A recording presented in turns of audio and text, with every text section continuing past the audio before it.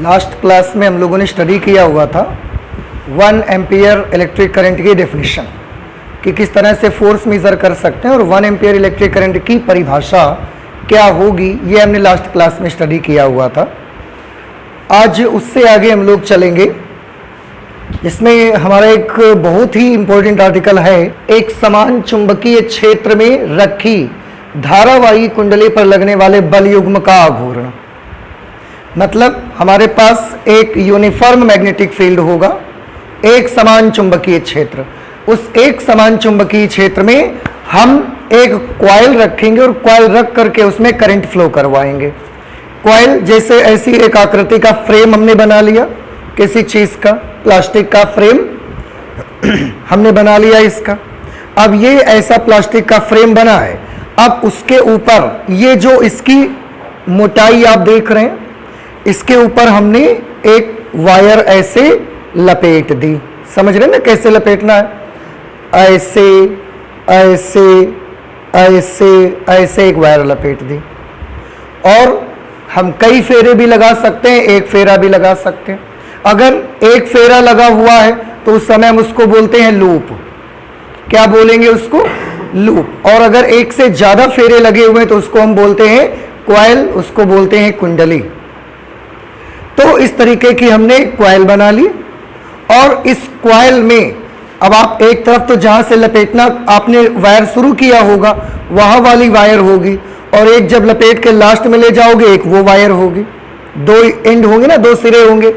अब अगर दो सिरे हैं तो एक सिरे से करंट हम फ्लो करवाएंगे, मतलब भेजेंगे उसमें, और ये करंट ऐसा जाएगी जाएगी और दूसरे सिरे से ऐसा बाहर निकल जाएगी। तो ये हमारी बन जाएगी कॉइल, और कॉइल में जब करंट फ्लो करवा देंगे तो उसका नाम हो जाएगा करंट कैरिंग कॉइल, धारावाही कुंडली। फिर इसको ले जाकर एक समान चुंबकीय क्षेत्र में ऐसा रख देंगे, ऐसे मैग्नेट लगा देंगे।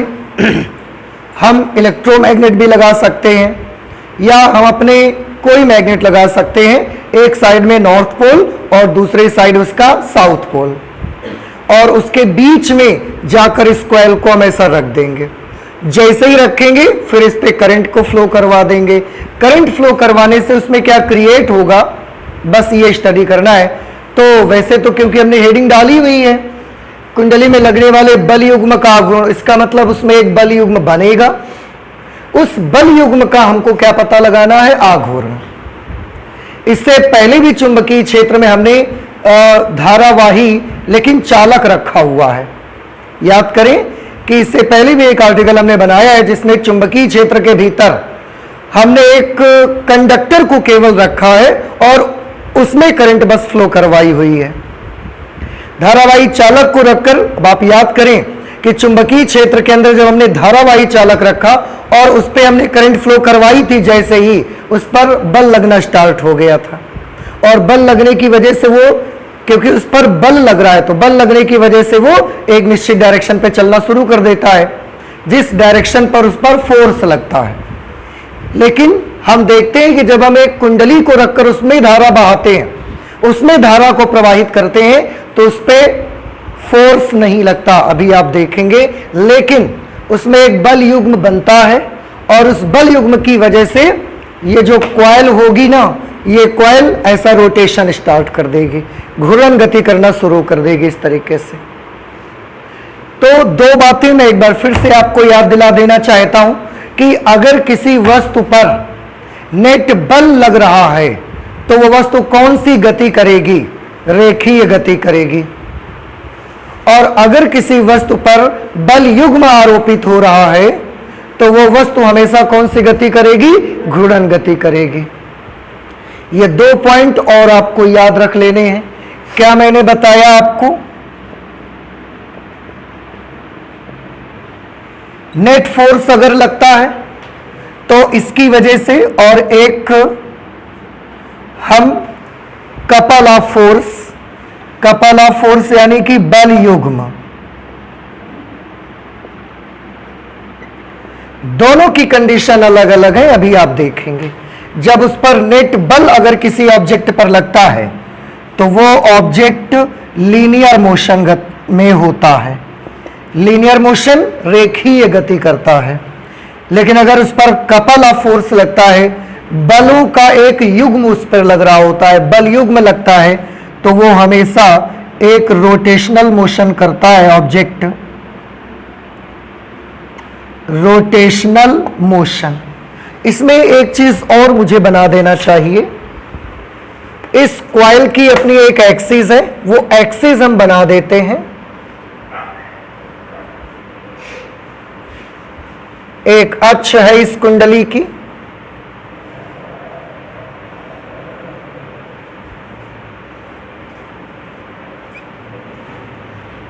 ये हमने इसकी एक्सिस बना दी, ठीक है, और ये कुंडली की एक्सिस बन गई। अभी अभी मैंने एक बड़ी दो इंपॉर्टेंट बातें बताई आपको। You have to always remember कि अगर किसी वस्तु पर नेट बल आरोपित होता है तो वो वस्तु हमेशा कौन सी गति करेगी? रेखीय गति करेगी, लीनियर मोशन करेगी। लेकिन अगर किसी वस्तु पर बल युग्म लग रहा हो, कपल ऑफ फोर्स लग रहा होगा, तो वो कौन सी गति करेगी? वो घूर्णन गति करेगी, रोटेशनल मोशन। दोनों में क्या फर्क है? देखिए, अगर ये वस्तु हमने कहीं पर भी रखा और इस पर एक नेट बल लगने लगा, मान लेते हैं कि नेट बल इस डायरेक्शन पे लगने लगा, तो अगर इस पर नेट बल लगने लगेगा तो ये किस प्रकार की गति करेगी? रेखीय गति, ऐसा चलना शुरू कर देगी और चलते जाएगी, ठीक। लेकिन अगर नेट बल नहीं लग रहा है, इस पर कपल ऑफ फोर्स लग रहा है, बल युग्म लग रहा है, तो उस समय ये ऐसे मूव नहीं करेगी, फिर उस समय ये घूमना शुरू कर देगी, ऐसे घूमेगी, ऐसे घूमेगी, वो जैसी डायरेक्शन होगी उसकी, उस दिशा में घूमना स्टार्ट कर देगी। ये हम आपको बताना चाहते हैं। समझ आ गया आपको? अच्छा, तो ये है हमारी वो कॉइल, आप देख सकते हैं। ये हमने एक वायर यहां से ली, ऐसा, फिर इस तरीके से, ऐसे। ये हमने जो कॉइल बनाई हुई है, ये आयताकार कुंडली बनाई हुई है। कुंडली हम कैसी भी बना सकते हैं, हम वृत्ताकार भी कुंडली बना सकते हैं, हम जैसी मर्जी वैसी कॉइल को यहां पर बना सकते हैं। लेकिन अपनी सुविधा के लिए हमने कैसी कॉइल बनाई है? अपने कन्वीनियंस के लिए यहां पर हमने एक रेक्टेंगुलर कॉइल बनाई है, एक आयताकार कुंडली हमने बनाई हुई है, और उसको हमने एक चुंबकीय क्षेत्र, दो मैग्नेटिक पोल्स, एक साइड में हमने नॉर्थ पोल लगाया है मैग्नेट का, और एक साइड में हमने मैग्नेट का साउथ पोल लगाया है एस, और इन दोनों के बीच में हमने एक कॉइल रख दी। ये जो आप देख रहे हैं, ये चुंबकीय बल रेखाएं दिखाई दे रही हैं आपको। चुंबकीय बल रेखाओं की दिशा हमेशा नॉर्थ पोल से साउथ पोल की ओर रहेगी। तो यहां पर ऐसे दो मैग्नेट लगे हुए हैं, एक साइड नॉर्थ और दूसरी तरफ साउथ पोल, और उन्हीं दोनों के बीच में हमने ये कॉइल ऐसे लगा दिया। बात समझ में आई? ऐसे रख दो, ऐसे रख दो, ऐसे, जैसे मर्जी आप वैसे रखो। किसी एक डायरेक्शन पे तो रखना पड़ेगा ना आपको, उसके लिए जरूरी नहीं कि ऐसे ही रखना है, नहीं। हमने एक निश्चित एंगल बना के इसको यहां पर बनाया हुआ है। समझ आ गया आपको? ठीक। इसमें हमने करंट कितनी फ्लो करवा दी, देखिए। एक तरफ से हमने आई करंट ऐसा फ्लो करवाई, वो यहां पर फिर आ गई, ऐसे ऐसे, इधर इधर, और दूसरे तार से बाहर निकल गई। इस कॉइल का कुछ नाम रख देते हैं हम लोग। नाम रख देते हैं हम P, Q, यहां पर R, और इसका नाम रख देते हैं S। लेकिन S तो यहां पर भी आ जाएगा साउथ पोल में, तो ये आपको कंफ्यूज ना कर दे। और कुछ नाम कर देते हैं L, M, N, और यहां पर मैंने नाम रख दिया O। तो ये एक आयताकार कुंडली हमने बनाई, L, M, N, O। कहां रखा? चुंबकीय क्षेत्र के बीच में। और इसमें क्या करना है? करंट को फ्लो करवा देना है। अब देखते हैं कि इसमें क्या होगा, क्या नहीं हो पाएगा। ठीक है, तो नोट कर लेते हैं इसको जरा। देखिए हमने क्या लिखा हुआ है अभी अभी। माना एक आयताकार कुंडली LMNO, ये यहां पर आयताकार कुंडली बनाई है हमने LMNO। एक समान चुंबकीय क्षेत्र B में हम उसको एक समान चुंबकीय क्षेत्र में रखते हैं, और उस मैग्नेटिक फील्ड की इंटेंसिटी कितनी, तीव्रता B। ऐसे रखते हैं कि कुंडली की अक्ष चुंबकीय क्षेत्र के लंबवत हो। आप देख रहे हैं चुंबकीय क्षेत्र कैसा है, ऐसे। अक्ष कैसे बनी हुई है, आप देखें ऐसे। So both are perpendicular to each other, लंबवत रहे। माना कुंडली के प्रत्येक भुजा में वैद्युत धारा I चित्रानुसार प्रवाहित होती है। आप देखें कॉइल की हर भुजा में I भुजा यहां, फिर यहां पर, सॉरी यहां पर I करंट है इस भुजा में, इस भुजा में भी बहने वाली करंट I, इसमें भी करंट I, इसमें भी करंट I, इसमें भी करंट I, और फिर नीचे चली गई। हाँ, दो बातें जरूर हैं, करंट I है लेकिन इधर देखो और इधर देखोगे तो करंट की डायरेक्शंस ऑपोजिट है।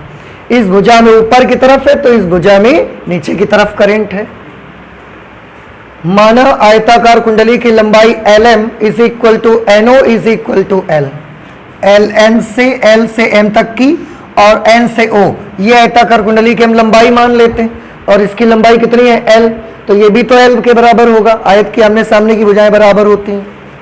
चौड़ाई MN is equal to OL, MN is equal to OL, ये दोनों की चौड़ाइयां हैं और चौड़ाई कितनी हमने मान ली, स्मॉल b के बराबर मान लिया। ठीक, इतनी सारी चीजें हमने कर ली।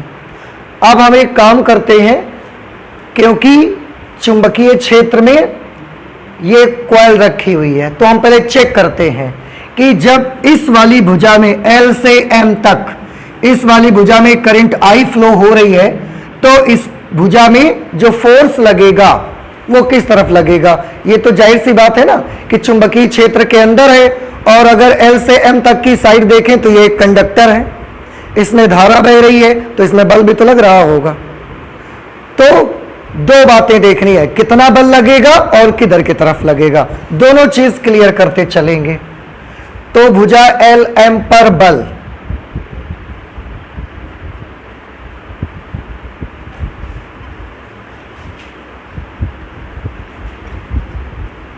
भुजा LM पर बल, क्या आप सभी स्टूडेंट्स को याद है कि अगर चुंबकीय क्षेत्र के अंदर इसकी तीव्रता B है, एक कंडक्टर रखा है जिसकी लेंथ इस समय L है इस वाले की, और I धारा बह रही है, चुंबकीय क्षेत्र B है, L लंबाई का चालक है, I करंट फ्लो हो रही है, तो क्या आप बता सकते हैं उस पर कितना फोर्स लगेगा। फोर्स का फॉर्मूला IBL साइन थीटा से निकालते। तो जो बल लगेगा इसको बेटा मैं मान लेता हूं F1, फॉर्मूला होगा I into B into L into sine theta. आप ध्यान से देखें, हमने एक्सिस को मैग्नेटिक फील्ड के लंबवत बना लिया है। ऐसे कॉइल को रखा है हमने, जब कॉइल ऐसे रखा तो मैग्नेटिक फील्ड ऐसे है और लंबाई ऐसे है। तो लंबाई कैसे है, ये वाली तो लंबाई हो गई, ऐसे ऐसे लंबाई हो गई। तो चुंबकीय क्षेत्र कैसा है, ऐसा। Both are perpendicular to each other, they have 90 degree angle between them. तो साइन और थीटा की जगह पे क्या लिख देंगे, 90 डिग्री। समझ आ गया। इस तरह से F1 की वैल्यू कितनी मिल जाएगी आपको, sine 90 is equal to 1, then the answer will be I into B into L। बस इतना सा फोर्स लगेगा। तो वो जो बल लगेगा इतना, डायरेक्शन क्या होगी उसकी, उसको भी जरा एक बार चेक कर लीजिए। यहां सब की मुझे डायरेक्शन चाहिए। डायरेक्शन को कैसे निकालते हैं, उसके लिए हम यूज करते हैं फ्लेमिंग्स लेफ्ट हैंड रूल। याद करिए, हमने इसके लिए आपको एक बड़ा इजी मेथड बताया था, FBI और SBI से याद रख लो आप। FBI, इसको B की तरफ कर लो, इसको I की तरफ कर लो, ये F बता देगा आपको। तो B की तरफ करेंगे, किधर करना रहेगा बताइए, नॉर्थ साउथ की तरफ B है ना, B की तरफ हमने इसको कर दिया। देखिए अब करंट किस तरफ फ्लो हो रही है, ऊपर की तरफ। तो ये साइड, ये वाली फिंगर मुझे किस तरफ ले जानी है, ऊपर। तो ये देखिए, ये उधर बनी रही, ये ऊपर ऐसे आ गई। अब देखिए कि थंब किस तरफ इंडिकेट करता है, अंदर की तरफ। समझ आया। तो तो इस वाली भुजा पर जो बल लगेगा वो किस तरफ लगेगा। जैसे ये कॉइल आपकी रखी है और हम इस भुजा की बात कर रहे हैं, तो किस तरफ बल लगेगा, ऐसा बाहर की तरफ या ऐसा अंदर की तरफ, अंदर की तरफ बल लगेगा। इसको फिगर में हम थोड़ा सा बना देते हैं इस तरह से, ऐसे इस पर बल लगेगा अंदर की तरफ। और ये वाला बल हम कितना मान ले हैं, F1। और अगर इसकी डायरेक्शन को और अच्छे से शो करना चाहते हैं तो क्रॉस बना के शो कर दीजिए। याद बना रहेगा कि ये वाला फोर्स बिल्कुल अंदर की तरफ लगा हुआ है। हम बहुत लंबा नहीं लिखेंगे, यहां पर लिख देते हैं इनसाइड, अंदर की ओर। ठीक है, इसके बाद और अगली भुजा पर चलते हैं। अगली भुजा MN ले लेते हैं हम। भुजा MN पर बल F2। ये बेटा भुजा MN आप देख रहे हैं, इस पर हमको फोर्स पता लगाना है। I करंट है, B मैग्नेटिक फील्ड में रखा हुआ है। इसकी M से N तक की लेंथ कितनी है, L कहां है, M से N तक की लेंथ तो B है। तो बताइए कितना फोर्स इस पर लगेगा, I into B into small b। Very good. और साइन थीटा लिखेंगे आप, फिर से थीटा कितना हो जाएगा, 90 डिग्री। ठीक है, इस वजह से देखो कैसे 90 डिग्री हो जाएगा, इसको समझने की कोशिश करिए। ये कॉइल हमने रखी है, हमने मान लिया कॉइल हमने ऐसे रखी हुई है, इस तरह से। समझ आ रहा है आपको। अगर ऐसे कॉइल रखी है तो मैग्नेटिक फील्ड किधर की तरफ, ऐसा है मैग्नेटिक फील्ड ऐसा, और इसमें करंट ऐसे अंदर की तरफ, इस तरह से। मैग्नेटिक फील्ड ऐसा, करंट ऐसे अंदर की तरफ। अब आप फिर से देख सकते हैं दोनों के बीच का एंगल कितने का आ जाएगा। हमने इस कॉइल को थोड़ा सा तिरछा दिखाया है, थोड़ा सा तिरछा दिखाया है। अब आप कहोगे कि फिगर में आपने तिरछा बनाया है और जब डायरेक्शन की बात आई तो आपने ऐसा कर दिया कॉइल को। तो बेटा अगर हम ऐसा बना के दिखाते आपको, अगर ऐसा बना के दिखाते तो सिर्फ इस लाइन के अलावा कॉइल का कुछ नहीं दिखता आपको। आप खुद सोचिए, अगर आप कहो कि तो फिर कॉइल भी ऐसी ही बनाओ, तो मैं ऐसी बनाऊंगा, तो ये है कॉइल। अब आप क्या देख पा रहे हो बताओ, आप कुछ नहीं समझ पाओगे उससे। कुछ समझ में आई बात। तो अगर कॉइल में ऐसे बनाता तो सिर्फ ये बाहर वाली लाइन आपको दिखती बस, और आपको कुछ नहीं दिखाई देता। तो आप अच्छे से उसको समझ पाए इसलिए हमने उसको ऐसा बना के दिखाया है। अदरवाइज कैलकुलेशन हम कर लेंगे ऐसा रख के उसको, हमको तो देखना ही ना क्या हो रहा है कॉइल में जब करंट फ्लो कराते हैं। तो हम ऐसे कर दिया। अब मैग्नेटिक फील्ड कैसा, ऐसे। करंट इसमें कैसे जा रही है, अंदर की तरफ। तो ये मैग्नेटिक फील्ड ऐसा है और करंट इसमें ऐसा अंदर की तरफ है। आप देखें दोनों के बीच का कितना एंगल बन रहा है, 90 डिग्री। तो हमने फिर से क्या करना है, इस पे साइन 90 लिखेंगे। साइन 90 की वैल्यू कितनी हो जाएगी, 1। और अगर साइन 90 की वैल्यू 1 हो गई तो F2 की वैल्यू कितनी हो जाएगी, I into capital B into small b। Direction बता दीजिए, चेक करिए डायरेक्शन। ये कॉइल है, देखिए मैं बार बार इसी को लेके आपको बताऊंगा ताकि आपको अच्छे से समझ में आ जाए। इस पर हमें फोर्स पता लगाना है किस डायरेक्शन पे लगेगा। फिर से फ्लेमिंग्स लेफ्ट हैंड रूल। इसको किस तरफ करना है, B की तरफ, और इसको किस तरफ करना है, I की तरफ। तो कॉइल हमने कैसे दिखाई आपको, ऐसे। तो करंट किस तरफ है, इसमें ऐसे ऊपर गई, फिर इसमें ऐसा अंदर जा रही है। तो I किस तरफ है, अंदर की तरफ है ना। ये B की तरफ कर दिया, इसको किस तरफ मुझे ले जाना चाहिए, अंदर की तरफ, बिल्कुल उल्टा ले जाना चाहिए। तो ऐसा कर दीजिए, देखिए अंगूठा किस तरफ जा रहा है, नीचे की ओर। समझ आया। आपको ऐसे नहीं बनता है तो आप ऐसा कर दीजिए, दोनों तरफ से आप हाथ घुमा सकते हैं। अब थंब किस तरफ इशारा करता है, तो यानी कि इस वाली भुजा पर किस दिशा में बल लगेगा, नीचे की ओर फोर्स लगेगा इस पर। तो हम यहां पर फोर्स की डायरेक्शन बना देते हैं। ये ऐसा नीचे की तरफ लगेगा, और ये फोर्स कौन सा है, F2 लगेगा इतना। डायरेक्शन क्या है उसकी, डाउनवर्ड। डाउनवर्ड मींस नीचे की तरफ, ठीक है। अगली भुजा लेते हैं, कौन सी अगली भुजा है, NO। आप सबको ये समझ तो आ रहा है ना। भुजा NO पर बल कितना लगेगा, F3। NO की लंबाई कितनी है बताओ, L के बराबर। कितना मैग्नेटिक फील्ड में रखा है, B। इसके बाद करंट कितनी फ्लो हो रही है, I। तो हमने लिखा I into B into L। Theta कितना होगा इसके लिए भी 90 डिग्री, क्योंकि ये भुजा ऐसे है, मैग्नेटिक फील्ड ऐसे। कॉइल देखी मैंने अभी आपको दिखाया, ऐसे रखी है। तो अगर थोड़ा तिरछा करके भी देखो तो ये भुजा ऐसे लंबवत ऐसे है, और चुंबकीय क्षेत्र तो ऐसा लगा हुआ है। तो फिर से दोनों के बीच का एंगल 90। F3 की वैल्यू कितनी मिलेगी आपको, I into B into L। Direction कितनी हो जाएगी, किस दिशा में डायरेक्शन होगी, आप उसको भी चेक करिए। डायरेक्शन के लिए फिर से फ्लेमिंग्स लेफ्ट हैंड रूल लगाएंगे।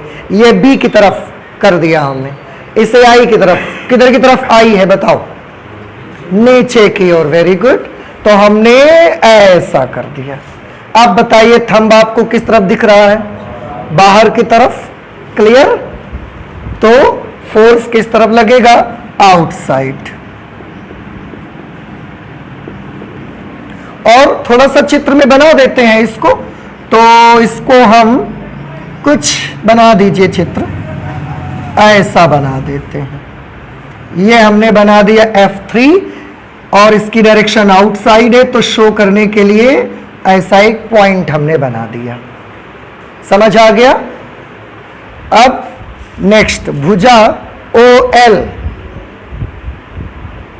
पर बल F4 इज इक्वल टू, समझ गए अब आप, I into capital B into small b into sine 90 is equal to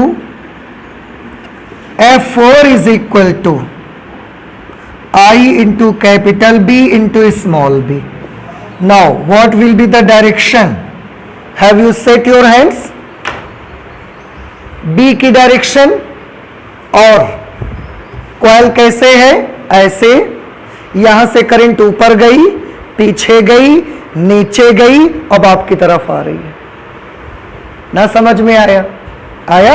इसको हमने B की तरफ कर दिया, ये करंट आपकी तरफ आ रही है। देखो अब बताइए फोर्स ऊपर की तरफ।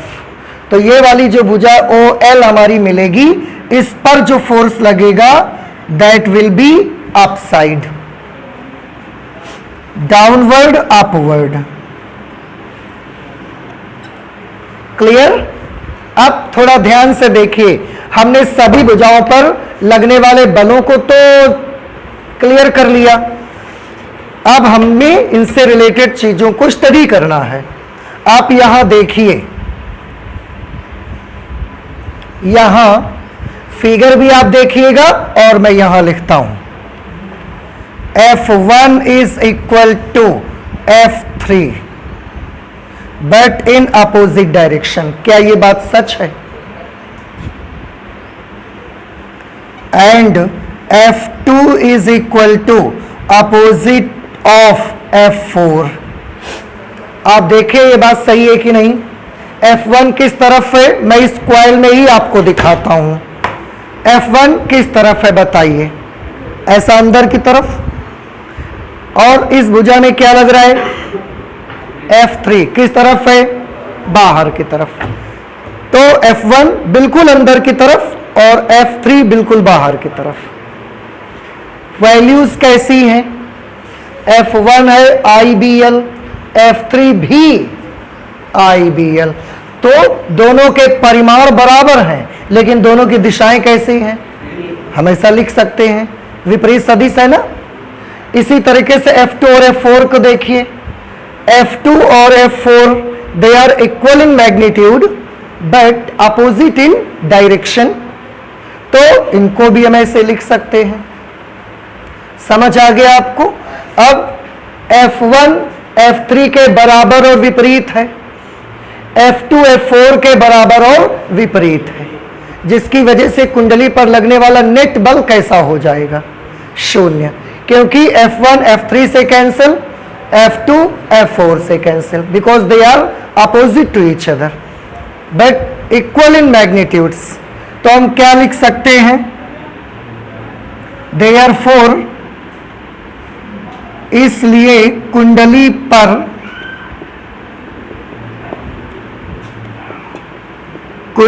पर लगने वाला नेट बल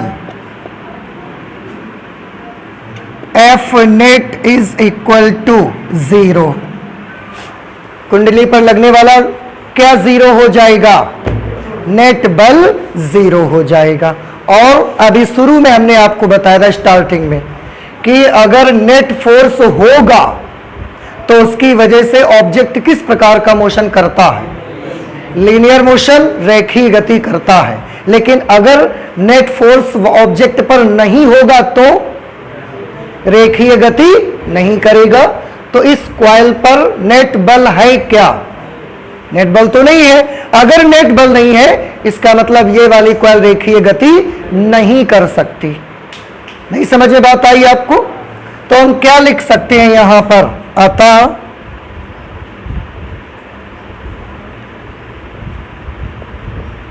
यह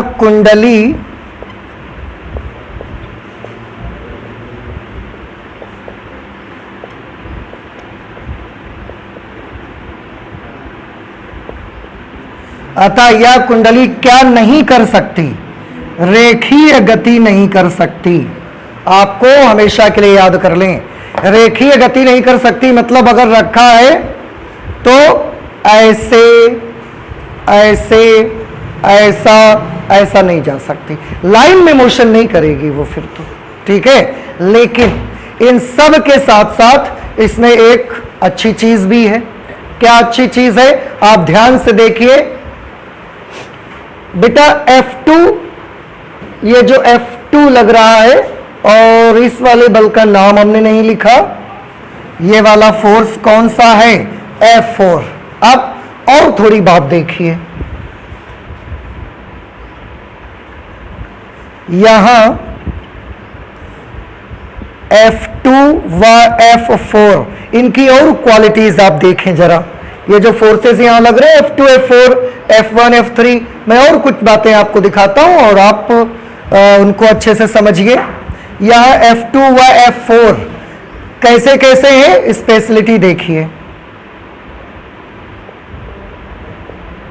बराबर हैं, वैल्यू चेक करिए F2 F4 की, ठीक। रैखिक है। रैखिक का बेटा मतलब मेरा ये है कि अगर एक फोर्स ऐसे लग रहा है तो उसी लाइन में दूसरा फोर्स ऐसा है। देखो आप इसको, एक नीचे की तरफ आ रहा है, एक उसी लाइन में ऊपर जा रहा है। मतलब if this is the coil, तो F2 अगर ऐसा नीचे की तरफ आ रहा है, ऐसे लग रहा है, तो F4 कैसा लग रहा है? ऐसे। देखो फिगर में आप, लग रहा है कि नहीं लग रहा है? तो दोनों बराबर हैं। और कैसे हैं दोनों? रैखिक का मतलब समझ में आया? रैखिक का मतलब एक ही रेखा में है। अगर हम इसको आगे बढ़ा दें तो वो लाइन इससे होकर चली जाएगी, तो एक ही लाइन में आ गए कि नहीं आ गए दोनों? सो दे आर लीनियर। रैखिक होने के साथ साथ देखो बराबर है, रैखिक है, और क्या क्वालिटी है उनमें? विपरीत हैं। कैसे हैं? विपरीत।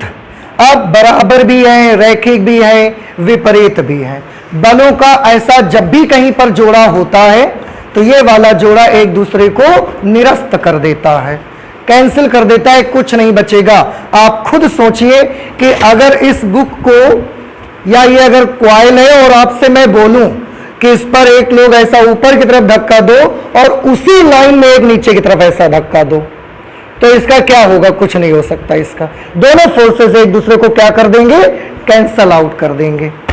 तो हम लिख देते हैं F2 F4 बराबर रैखिक व विपरीत है। और ये बिल्कुल बेटा वैसा ही है जैसे ये एक मेरे पास रॉड है, स्केल है, इस पर एक लोग ऐसा फोर्स लगाते हैं, ऐसा खींचते हैं, और इस पर एक लोग बल लगाकर ऐसा खींचते हैं विपरीत दिशा में। तो बराबर लगाइए, विपरीत लगाइए, और एक लाइन में है बल, तो जब आप ऐसा लगाओगे तो ये किधर की तरफ जाएगी?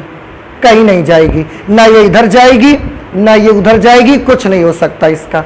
हाँ, बहुत ज्यादा लगा दोगे डिफॉर्म हो जाएगी, लेकिन इसमें किसी भी प्रकार का मोशन क्रिएट नहीं कर सकते ये फोर्सेस। ये एक दूसरे को क्या कर देंगे? कैंसिल कर देंगे। वैसे ही अगर लाइन में मैं ऐसे फोर्स लगाता हूं तो आप कुछ नहीं कर सकते, डिफॉर्म कर सकते हैं इसको।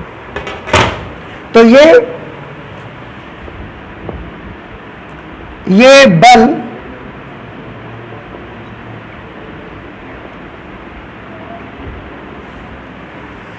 बल क्या हो जाएंगे? परस्पर निरस्त हो जाते हैं, यानी कि कैंसल आउट हो जाएंगे।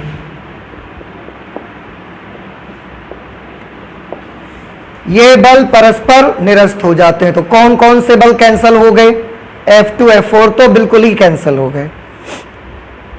अब जरा F1 और F3 की क्वालिटीज सुनिए, ध्यान से देखिए। F1 और F3 बराबर हैं कि नहीं बराबर हैं? चेक करिए जरा। मिल गए?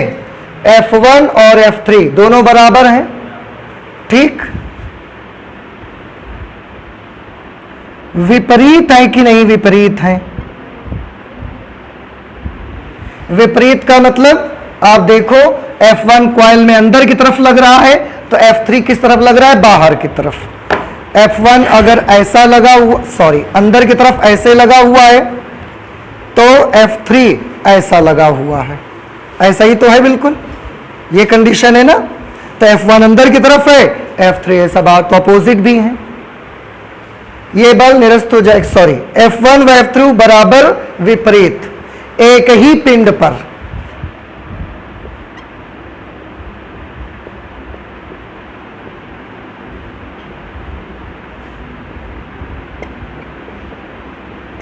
तथा अलग अलग बिंदुओं पर, एक ही वस्तु पर तथा अलग अलग बिंदुओं पर कार्य करते हैं।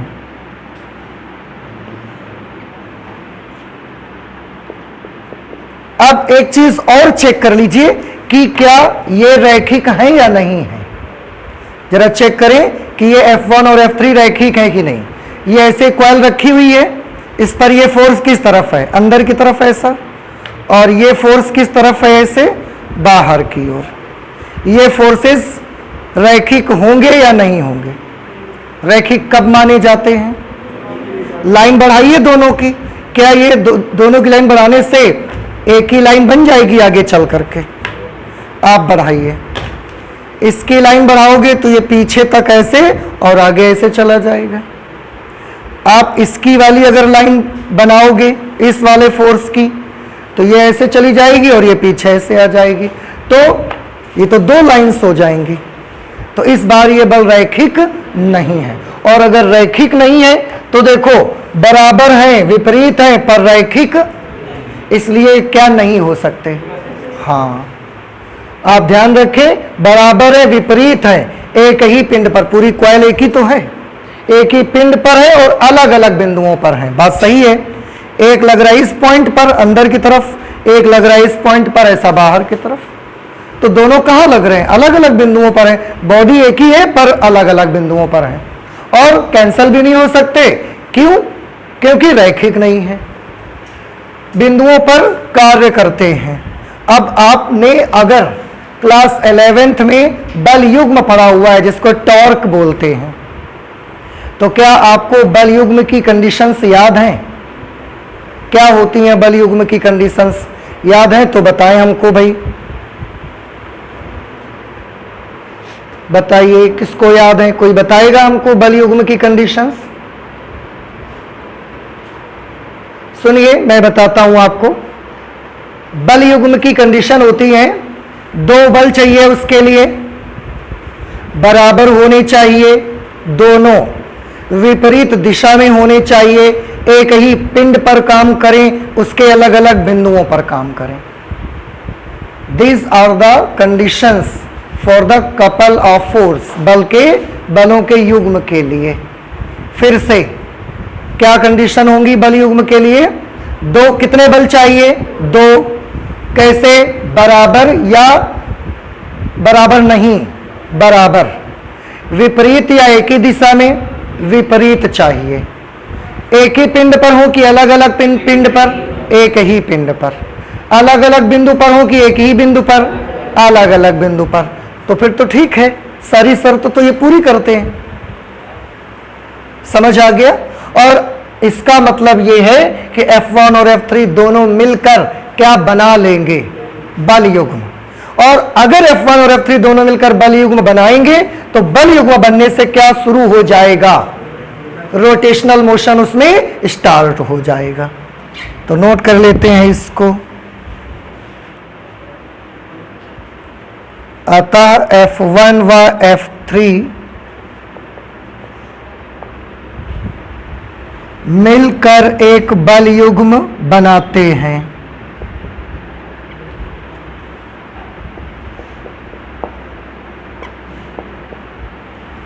एक बल युग्म बनाते हैं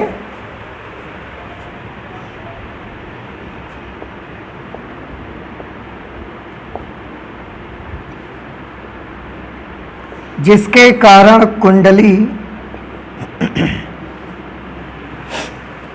बताइए किस दिशा में घूर्णन गति स्टार्ट करेगी? ये तो क्लियर हो गया ना कि अगर बल युग्म बनाते हैं तो क्या होना शुरू हो जाएगा? घूर्णन गति। किस दिशा में घूर्णन गति करेगी? ये कॉइल है। इस भुजा पर बल किस तरफ है? अंदर की तरफ। इस भुजा पर बल किस तरफ है? बाहर की तरफ। अब आप खुद ऐसा समझ सकते हैं। इसको पकड़िए, किस तरफ खींचिए? अंदर की तरफ। इसको पकड़िए, किस तरफ? बाहर की तरफ। ऐसा घूमना स्टार्ट कर देगी वो। नहीं समझ आया? आ गया समझ में? ऐसा हमने अंदर की तरफ खींचा इसको, इसको बाहर की तरफ, तो ये कौन सी डायरेक्शन पे रोटेशन करना शुरू कर दिया इसने? क्लॉकवाइज। तो ऊपर से अगर देखेंगे तो क्लॉकवाइज डायरेक्शन पे घूमना शुरू कर देगी, जिसके कारण कुंडली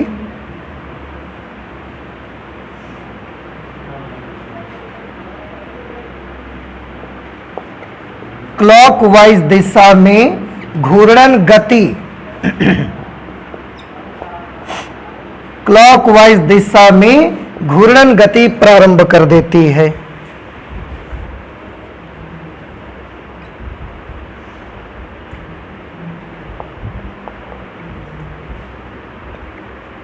एक चीज और देखिए, मैं आपको बताना चाहता हूं। आप यहां ऊपर मैंने जो लिखा और जो कुछ नीचे लिखा, हो सकता है वहां से आपको थोड़ा बहुत कंफ्यूजन हो जाए कि यहां मैं लिख रहा हूं कि F1 F3 से कैंसिल हो जाएगा, F2 F4 से कैंसिल हो जाएगा। फिर उसके नीचे हम लिखते हैं कि F2 F4 निरस्त हो जाएंगे और F1 F3 मिलकर बनाएंगे बल युग्म। फिर आप सोचेंगे F1 F3 तो कैंसिल हो गया था। मैं आपको बताऊं, जब आप कभी नेट फोर्स को कैलकुलेट करने जा रहे होंगे, नेट फोर्स को, उसके लिए सिर्फ आपको दो ही बातें चेक करनी है बस। नेट फोर्स के लिए केवल दो बातें चेक करनी है। एक, बल बराबर है कि नहीं, दूसरा बल विपरीत है कि नहीं। इसमें F1 और F3 बराबर थे, विपरीत थे। F2 और F4 बराबर थे, विपरीत थे। हमने और कुछ चेक नहीं किया, लिख दिया कि नेट फोर्स कैसा हो गया? जीरो। लेकिन जब बल युग्म को हम चेक करना चाहेंगे तो हम तीन बातें चेक करेंगे। फिर बराबर है कि नहीं है, विपरीत है कि नहीं है, और तीसरी बात, एक पिंड पर लगने के साथ साथ अलग अलग बिंदुओं पर लगे हैं कि नहीं। तो जब हमने बल युग्म का चेक करना स्टार्ट किया तो F2 और F4 में हमने पाया बराबर थे, विपरीत थे, और रैखिक भी मिल गए। तीसरी चीज चेक कर ली हमने, रैखिक हो गए, इसका मतलब अलग अलग बिंदुओं पर काम नहीं कर रहे हैं, एक ही पॉइंट पर लगे हैं ये। तो भाई रैखिक आप लाइन खींचिए ऐसे ऊपर से नीचे, नीचे से ऊपर, जब लाएंगे तो दोनों एक ही पॉइंट पर तो मिलेंगे आके। इसका मतलब एक बिंदु पर काम कर रहे हैं। हमने तीसरी चीज चेक कर ली, और अगर एक बिंदु पर काम कर रहे हैं इसलिए ये निरस्त हैं। क्यों? क्योंकि अब हम नेट फोर्स को देखने नहीं जा रहे हैं, हम बल युग्म देखना चाहते हैं। और बल युग्म के लिए हमने कितनी चीज चेक करनी होती है? 3। तो हमने यही चीज F1 और F3 में चेक किया। बराबर भी है, विपरीत भी है, एक पिंड पर लगने के साथ साथ अलग अलग बिंदुओं पर हैं। इसलिए नेट बल भले इनका 0 होगा, लेकिन बल युग्म इनसे बनेगा। कुछ समझ में आ रही मैं क्या बताना चाहता हूं आपको? फिर से बताइए मुझे, अगर आप समझ गए हैं तो नेट बल के लिए कितनी चीजों को चेक करना रहेगा आपको? केवल 2। नेट बल के लिए, नेट बल के लिए केवल 2 चीजें, और बल युग्म के लिए ये क्या है? नेट बल। और ये क्या चेक कराएगा? बल युग्म। नेट बल के लिए केवल 2 कौन कौन सी चीजें? कि बल बराबर है या नहीं, विपरीत है या नहीं। ठीक। और बल युग्म के लिए बराबर भी होना चाहिए, विपरीत भी होना चाहिए, और तीसरी चीज एक पिंड पर काम करने के साथ साथ अलग अलग बिंदुओं पर। और ऐसे ही बल मिलकर बल युग्म बनाते हैं और उनसे वस्तु घूर्णन करती है। क्लास 11th में हमने बहुत डिटेल बताई है आपको। आपको मैं एक आध एग्जाम्पल भी दे सकता हूं। आप अपनी साइकिल बाइक चला के आते हैं, तो जब आप साइकिल चलाते हैं तो आप हैंडल को ऐसा पकड़ते हैं, हैंडल ऐसा, और उसको टर्न करना होता है तो ऐसा घुमाते हैं। आप क्या करते हैं? इस हाथ से ऐसा फोर्स लगाते हैं, इस हाथ से ऐसा फोर्स। विपरीत है कि एक ही दिशा में? विपरीत है, बराबर है। और समझिए, एक ही पिंड पर है, दोनों हाथ एक ही हैंडल पर तो हैं, और अलग अलग बिंदुओं पर है। एक इधर है तो एक इधर है, घुमा देते हैं आप, और साइकिल घूम जाती है। तो ऐसा करने से साइकिल का क्या हुआ? घूमी या आगे भाग गई? घूम जाती है, आगे भागती है पैडलिंग करने से। समझ आ रहे हैं आपको? बड़ी गाड़ियों के स्टीयरिंग देखिए आप, ट्रक वगैरह के स्टीयरिंग ऐसा पकड़ते हैं, ऐसा कस के घुमाते हैं, ऐसे। अभी तो काफी अच्छी टेक्नोलॉजीज आ गई हैं, अब स्टीयरिंग भी बड़े स्मूथ होने लगे हैं बड़ी गाड़ियों के भी। तो आप देखते होंगे टैक्सी वगैरह वाले एक ही हाथ से, कार वगैरह में देखिए एक ही हाथ से कैसे स्मूथली घुमा लेते हैं वो लोग। तो अभी टेक्नोलॉजी काफी अच्छी है। अदरवाइज आप पुराने समय में जो बड़ी गाड़ियां आती थी, ट्रक वगैरह, उनमें देखें बड़ी जोर से ऐसा घुमाना पड़ता था, ऐसे। तो ये सब क्या था? आप घर में भी, अगर आपके घर में टंकी रखी है छत में और उससे पानी आता है तो आप टैप खोलने जाते हैं, नल उसका खोलते हैं पानी लेने के लिए। तो जब पानी लेने के लिए नल खोलते हैं तो क्या करते हैं आप? 2 देखिए ऐसा करते हैं आप नल खोलने के लिए। करा ऐसा आपने? इससे ऐसा फोर्स लगाया, इससे ऐसा लगाया, विपरीत लगाया, बराबर लगाया, एक ही पिंड पर लगाया। ऐसा तो नहीं है इसको एक टोटी पर लगाया, इसको दूसरी टोटी पर, ऐसा तो ना करा ना आपने। एक ही पिंड पर अलग अलग बिंदुओं पर लगाया आपने। एक को यहां लगाया तो इधर वाले को यहां लगाया, एक ही जगह तूने लगाया ना दोनों को। और उससे क्या होती है? टोटी निकल के हाथ में सीधा आ जाती है या घूम जाती है? घूम जाती है। तो क्या होता है? रोटेशनल मोशन होता है उससे। समझ में आया? तो नेट बल के लिए क्या चेक करना है मैंने आपको बताया, और बल युग्म के लिए क्या चेक करना है हमने ये भी आपको बता दिया। तो इतनी सारी बातें इसमें आपने देखी। आज हम लोग, अब इसका जो पोर्शन बचा हुआ है जिसमें अभी हम लोगों को बल युग्म का आघूर्ण फाइंड आउट करना है, तो उसको फाइंड आउट करने के लिए हम एक काम कर लेते हैं कि ये जो भी कॉइल है ना, अब हम इसका आपको टॉप व्यू दिखाते हैं। आप ऐसा सोचिए कि अगर ये कॉइल अभी आपको ऐसे दिखाई जा रही है सामने से, तो ऐसी यहां पर दिखती है ये। अगर आपको ये कह दिया जाए कि आप इसको ऊपर से देखिए टॉप व्यू, तो आप इसको ऐसा करके देखेंगे। समझ आ रहा है आपको? ऐसा करके देखेंगे, या हम आपको ऐसे करके दिखाएं। उसको थोड़ा सा इमेजिन करिए कि इसका टॉप व्यू कैसा बनेगा। देखिए, तो बल युग्म के आघूर्ण को फाइंड आउट करने के लिए अब हम आपको कॉइल का टॉप व्यू दिखाते हैं। थोड़ा गौर करिएगा, जब आप टॉप व्यू देखेंगे तो आपको सिर्फ ऐसा दिखेगी बस। आप ध्यान से देखें, सोचे जरा कि ये कॉइल जो कि ऐसे रखी हुई है, जब हम इसको ऊपर से ऐसा देखेंगे जाके तो बस एक लाइन आपको ये वाली दिखेगी। हम इस ऐसे करके आपको दिखाते हैं। आप देखिए क्या दिख रही है आपको केवल इस कॉइल की ये वाली लाइन दिखेगी। और देखिए, ना तो ये वाली कंडक्टर दिखेगी आपको, ना ये वाला दिखेगा। इसकी जगह पर यहां पर एक पॉइंट दिखेगा, इसकी जगह पर भी यहां पर एक पॉइंट दिखेगा। ये वाली लाइन केवल आपको दिखेगी। नहीं समझ आ रहा है कि अगर मैं उसी कॉइल को आपको ऊपर से देखने के लिए बोलता हूं, जो कि फिगर में अभी तक हमने ऐसे बनाई है, इस तरह से आपको शो की है, उसी कॉइल को अगर मैं आपसे बोलूं कि आप इसको जरा ऊपर से जाके ऐसा देखना है आपको, तो जब आप ऊपर से देखोगे तो क्या आपको ये वाली लाइन दिखेगी? फिर ऊपर से ये वाली भी नहीं दिखेगी, आपको ये वाली लाइन भी नहीं दिखेगी। हम देखिए आपको दिखाते तो है ऐसा करके। आप देखिए सामने अगर आप हैं तो आपको क्या दिख रहा है, आप देख सकते हैं। आप देखिए आपको क्या दिखता है, केवल यही लाइन तो दिखेगी। ये वाली लाइन दिखती है क्या आपको? नहीं, ये वाली लाइन भी नहीं दिखती। ठीक, तो केवल ये लाइन दिखती है। ये कौन सी वाली लाइन है इसमें बता सकते हैं? LM है, MN है, NO है या OL है? MN, very good. तो ये आपको यहां पर MN दिखती है केवल। और जो ये पॉइंट्स होंगे आपको, जैसे हमने कॉइल ऐसे रखा है, तो ये वाली लाइन नहीं दिखेगी आपको। पॉइंट इसकी जगह पर आपको एक दिखेगा, और ये इधर वाली ये वाली लाइन भी नहीं दिखेगी, ON वाली। इसकी जगह पर भी आपको पॉइंट जैसा दिखेगा। ये MN हमने बना ली। आपको याद होगा इसकी चौड़ाई हमने कितनी मानी हुई है? लंबाई तो ये है, ये भी L है, ये भी L है, ये विड्थ है, और इसको आपको याद है हमने B माना हुआ है। ठीक है।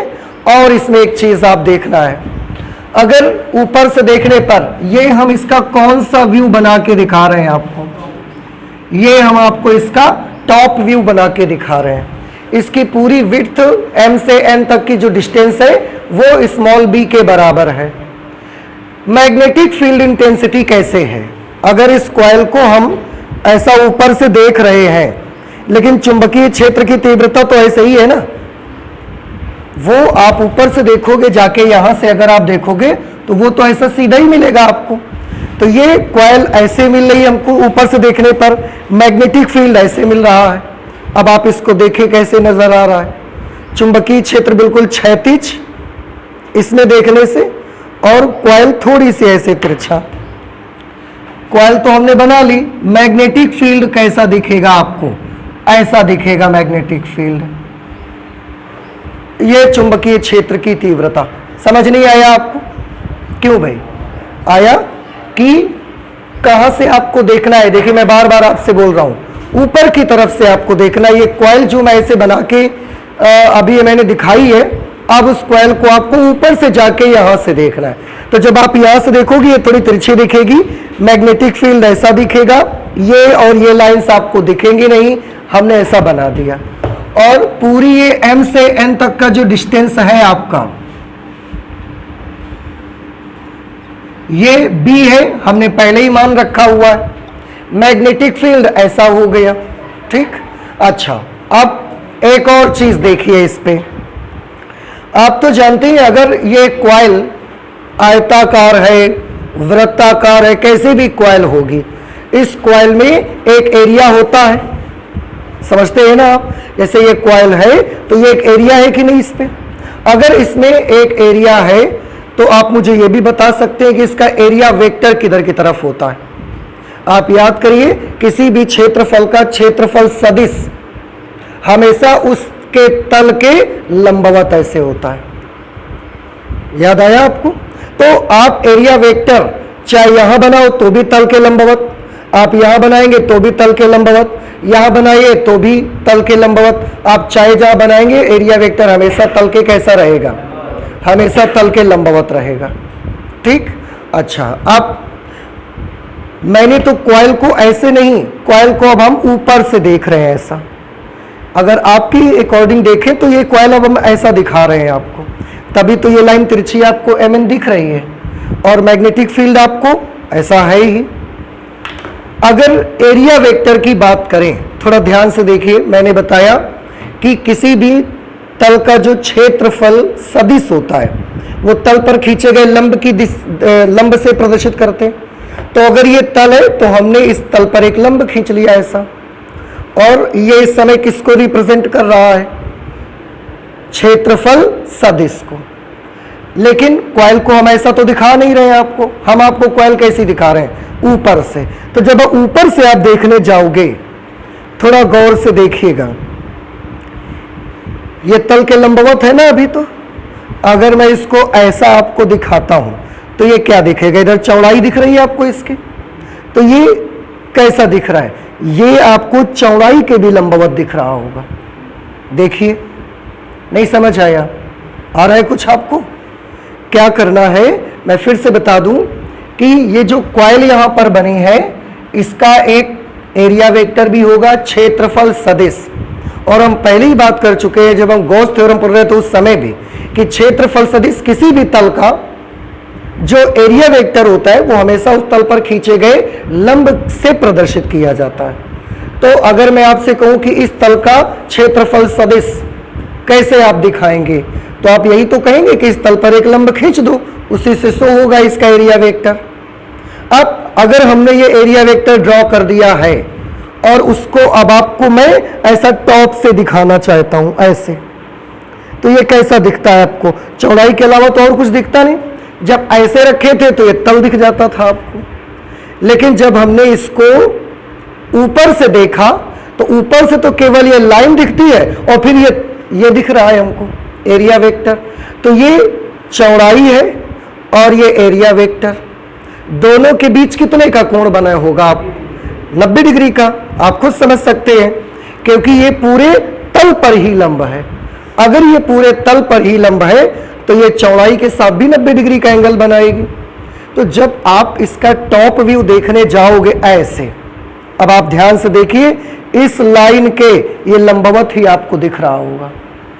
तो हम इसका ये जो कुंडली है उसका एरिया वेक्टर आपको दिखाना चाहते हैं, और अब हमको पता चल गया कि एरिया वेक्टर यहां दिखेगा कैसा हमको? चौड़ाई के लंबवत। और अगर हम लंबाई आपको दिखा रहे होते तो ऐसा नहीं था, एरिया वेक्टर लंबाई के भी तो लंबवत होता। आप देखें, खिसका के यहां पर कर दीजिए आप जरा, इसको खिसका के यहां कर देंगे तो ये लंबाई के लंबवत नहीं दिख रहा आपको। इसको खिसका के यहां कर दीजिए तो ये चौड़ाई के भी तो लंबवत है कि नहीं? तो कुंडली का जो एरिया वेक्टर होगा वो टॉप व्यू से जब आप देखेंगे तो आपको इस चौड़ाई के लंबवत दिखेगा। कहीं पर भी बना लें, अगर आप यहां बनाएंगे तो ऐसा एरिया वेक्टर होगा, अगर आप यहां बनाएंगे तो ऐसा एरिया वेक्टर होगा। हमेशा चौड़ाई के साथ कितना एंगल बनाते हुए? 90 डिग्री। अगर हम आपसे बोले यहां बनाओ एरिया वेक्टर, तो ऐसा एरिया वेक्टर आप बना देंगे, हमेशा लंबवत ही आपको दिखेगा। ये मैग्नेटिक फील्ड, ऐसा ये एरिया वेक्टर हमको दिखा कुंडली का। अब इसके बाद हमने क्या किया? ये आप देख रहे हैं चुंबकीय क्षेत्र की दिशा है, ये कुंडली का क्षेत्रफल सदिश है। मान लिया कि कुंडली का जो क्षेत्रफल सदिश है वो चुंबकीय क्षेत्र की दिशा से थीटा कोण बनाता है। क्या मान लिया हमने? कि कुंडली का क्षेत्रफल सदिश चुंबकीय क्षेत्र की दिशा से थीटा कोण बना रहा है। हमको क्या पता लगाना है? बल युग्म का आघूर्ण। तो थोड़ा सा हम एक काम करते हैं, पहले बल युग्म के आघूर्ण को नोट करते हैं कि इसका फॉर्मूला क्या होता है।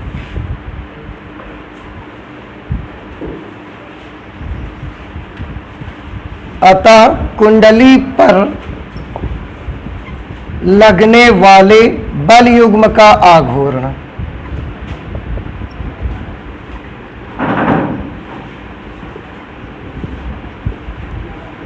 कुंडली पर लगने वाले बल युग्म का आघूर्ण। एक बात और देखिए आप, थोड़ा सा वो भी मुझे बताना चाहिए, पर अभी हम भूल गए आपको बताना, आप ध्यान से देख लीजिए। बेटा ये कॉइल है आपकी, देख रहे हैं ये कॉइल है। इस कॉइल में क्या आप बता सकते हैं इस वाली साइड पर फोर्स किस तरफ लगा हुआ था? अंदर की तरफ, ऐसा। याद आया कुछ आपको? अच्छा, ये ऐसे हमने तिरछी कॉइल रखी हुई है और इस कॉइल पर, इस वाली साइड पर ऐसा अंदर की तरफ फोर्स ये लगा हुआ है। अब थोड़ा ध्यान से देखिए, जब टॉप से आप इसको देखने गए फिर ये आपको कैसा दिखेगा बताओ? ये वाला फोर्स किस तरफ जा रहा है? ऊपर की तरफ। तो ये वाला फोर्स इस पॉइंट, इस MN, ये जो आपकी ML भुजा है इस पर लगा है अंदर की तरफ। लेकिन जब आप टॉप व्यू देखने गए हैं तो ये आपको किस तरफ दिखाई दिया है? ये आपको ऊपर की तरफ दिखाई दिया। और F1 है, इसकी वैल्यू कितनी है आप ही बताइए मुझे सोचकर। इसकी वैल्यू हमने कितनी निकाली है? I into B into L। नहीं समझ आया?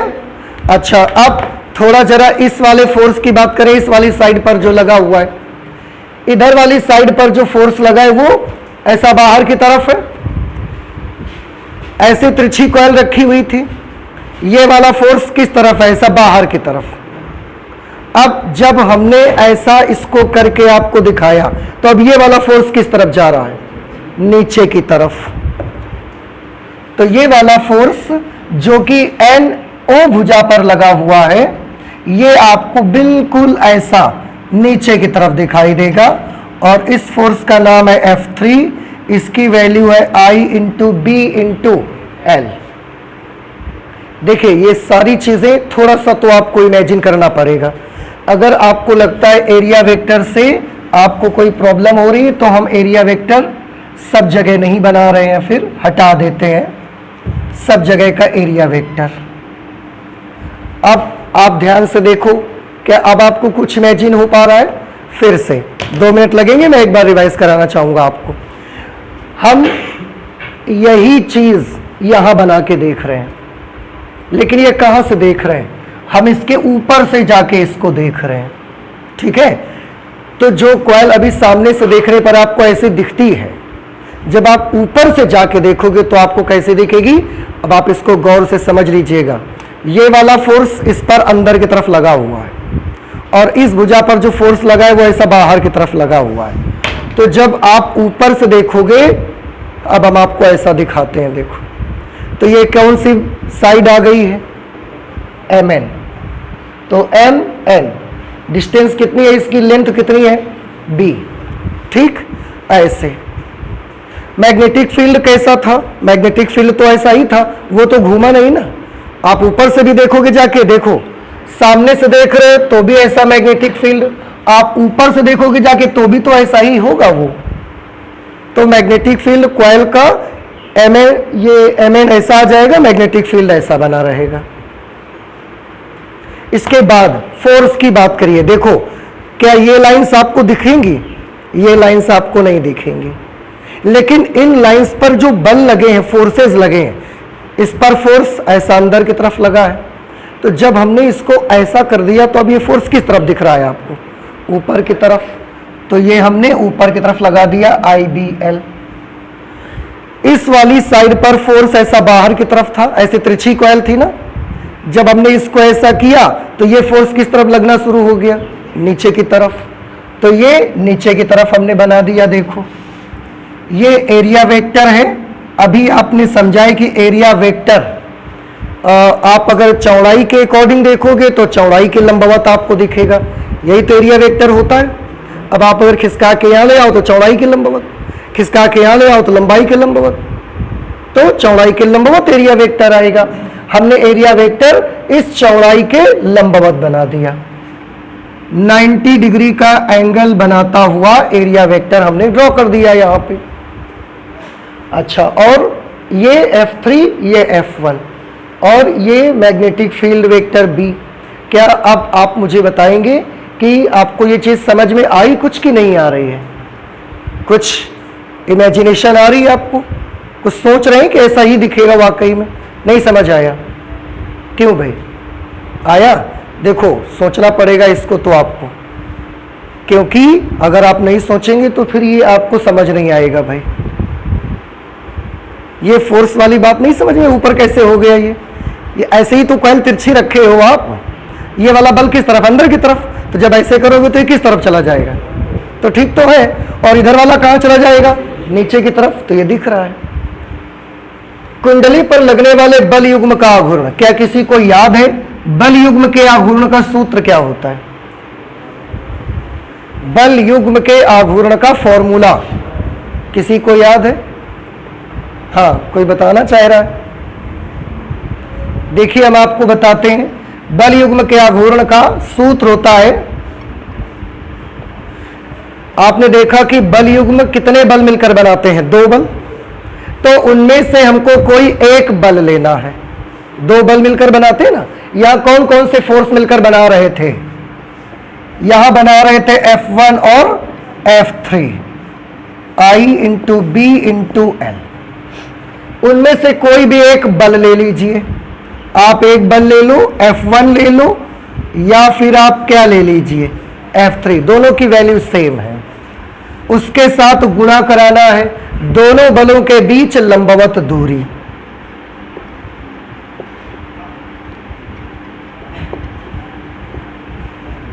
दोनों बलों के बीच लंबवत दूरी।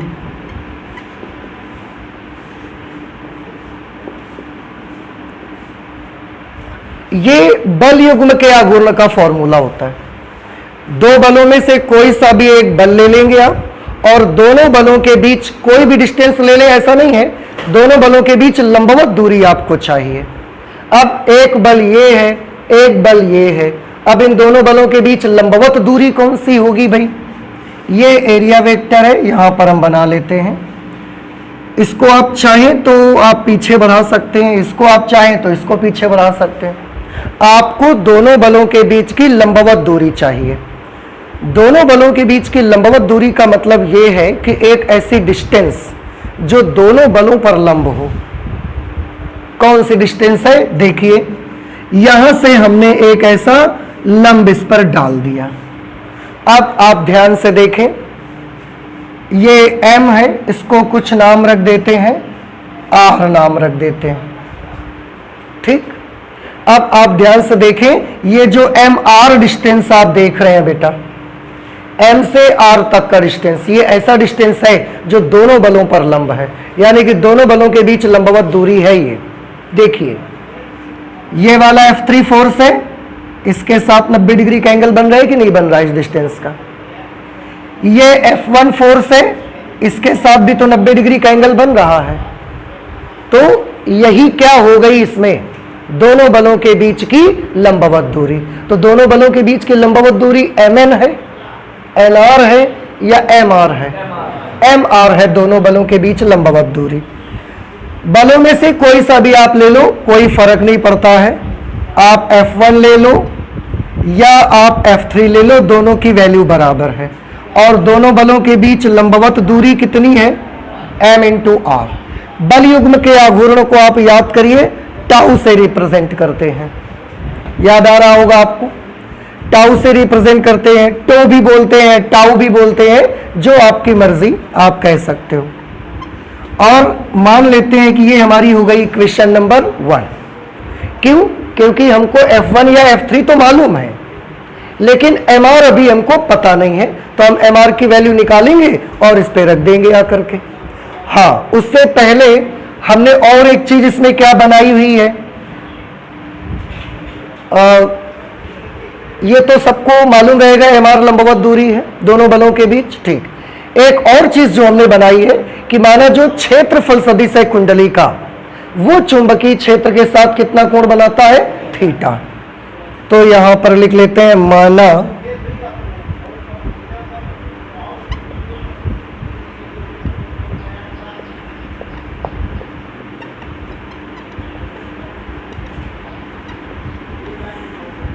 कुंडली का क्षेत्रफल सदिश वेक्टर A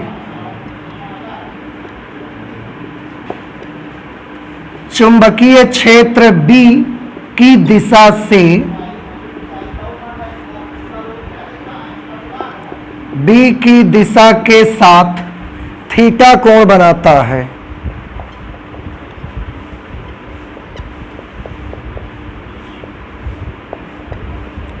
ये हमने मान लिया, तो ये एंगल कौन सा एंगल हो गया? थीटा। अब थोड़ा सा ध्यान से सभी देखेंगे इधर। क्या आप बता सकते हैं कि ये जो हमने खींचा हुआ है एरिया वेक्टर और ये जो चौड़ाई है इसकी, तो यहां से पूरा यहां तक का एंगल कितना है? 90 डिग्री। भाई जो क्षेत्रफल सदिश है वो चौड़ाई पर लंब है ना, तो यहां से पूरा यहां तक 90 डिग्री, तो इतना कितना होगा?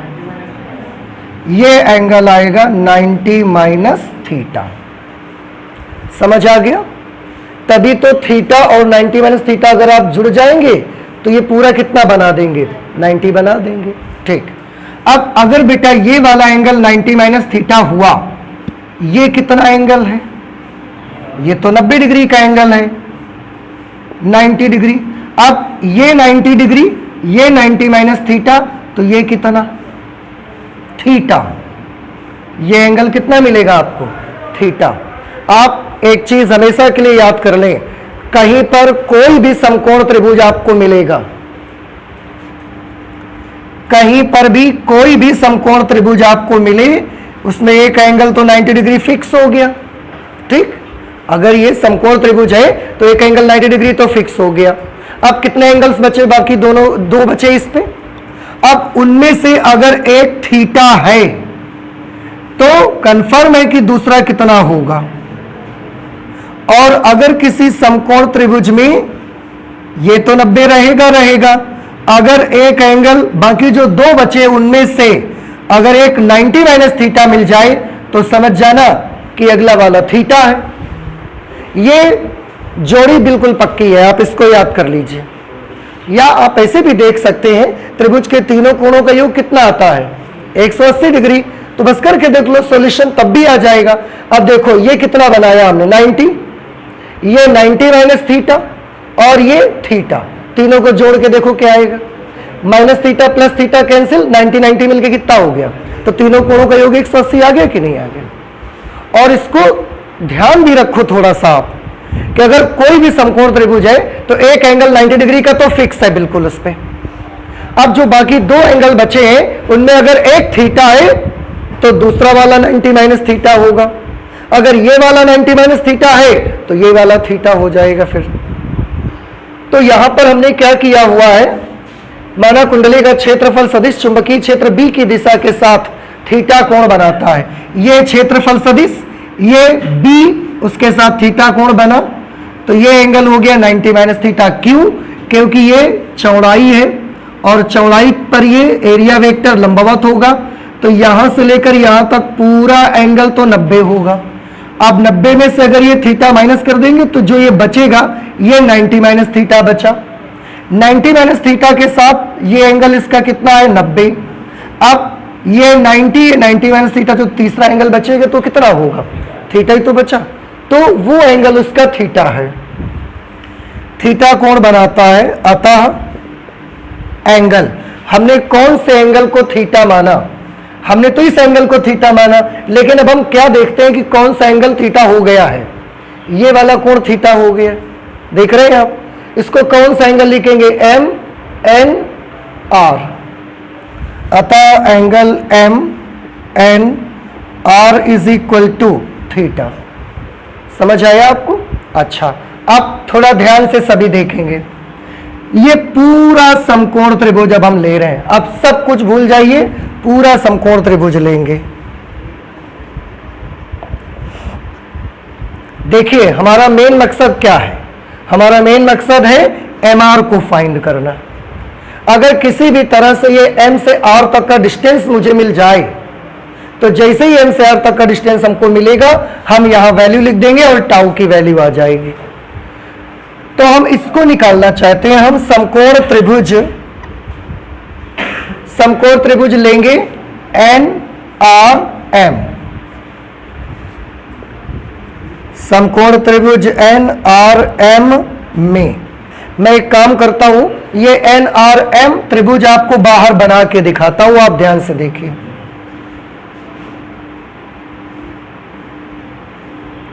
यहां पर कौन सा बिंदु है बताइए?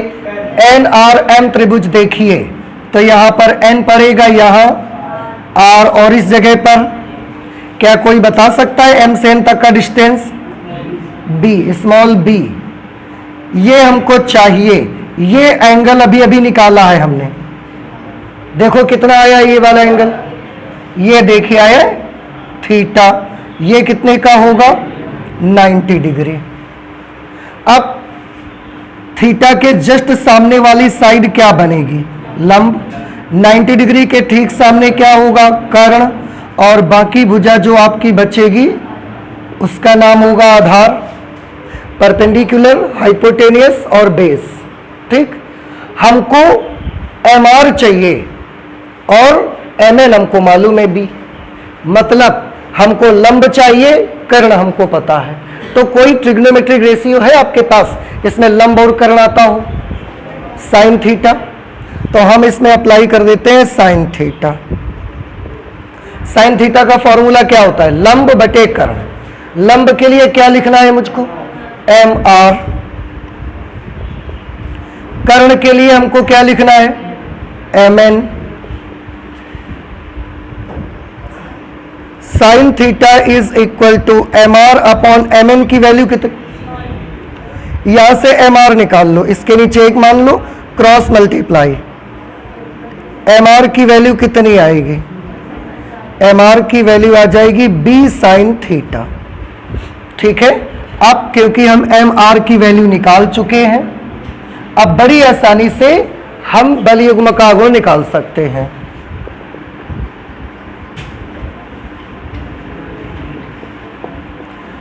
समीकरण 1 से, यही तो इक्वेशन नंबर 1 है। समीकरण 1 से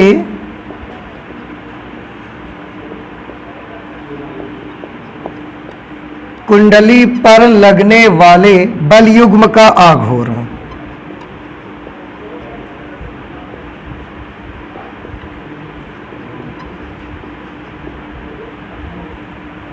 tau is equal to F1 या F3 में से किसी भी एक की वैल्यू लिख दो, दोनों सेम है। क्या वैल्यू है उसकी? इसको हम नीचे यहां कर देते हैं। ये हमने लिख दिया I into B into L, ये तो F1 या F3 की हो गई। इंटू MR लिखना है मुझे, MR की वैल्यू कितनी है? B sign theta. तो यहां पर हमने कर दिया B साइन थीटा। देख रहे, ये टाउ की वैल्यू आई। और एक चीज देखिए, इन दो को ध्यान से देखो। L क्या चीज है? कुंडली की लंबाई। और B क्या चीज है? कुंडली की चौड़ाई। तो क्या आप इस कुंडली का क्षेत्रफल बता सकते हैं कितना आएगा? आयताकार कुंडली है और आयत का क्षेत्रफल होता है लंबाई गुणे चौड़ाई, लेंथ इनटू विड्थ। तो ये लंबाई गुणे चौड़ाई ही तो दिख रही है यहां पर, तो इसको हम हटा के क्या लिख सकते हैं? क्षेत्रफल। इसलिए टाउ का जो फॉर्मूला होगा IB, और ये एरिया हो गया, तो एरिया को हम क्या लिख देते हैं? A, और यहां पर साइन थीटा। ये फॉर्मूला आ गया इस पर लगने वाले बल युग्म के आघूर्ण का, टाउ का। आप और पढ़ने में थोड़ा आसानी रहती है तो आप ऐसे लिख लीजिए IAB साइन थीटा, इस तरह से। तो ये फॉर्मूला लास्ट में बना कि अगर किसी कुंडली को हम एक चुंबकीय क्षेत्र में रखकर उसमें करंट फ्लो करवा देते हैं तो उस पर एक बल युग्म का गुण बल युग्म लगता है, और उस बल युग्म का गुण कितना आएगा? IAB साइन थीटा के बराबर आएगा। अब क्या आपको ये चीज समझ में आई है या नहीं आ गई? समझ में आ गई। इसमें हम एक चीज और कर सकते हैं, ये कर सकते हैं कि अभी अगर ये जो कॉइल है हमारी, इसमें तार का एक फेरा केवल हमने बनाया है। अगर ऐसा होता कि इसमें जो हमने कंडक्टर लपेटा है, कॉइल बनाई हुई है, हमने मान लिया कि हमने जो कॉइल बनाई है इसमें बहुत सारे फेरे लपेट दिया, ऐसा करके बहुत सारे फेरे लपेट दिए। n फेरे लपेट दिए, फिर उस समय टाउ की वैल्यू कितनी हो जाएगी?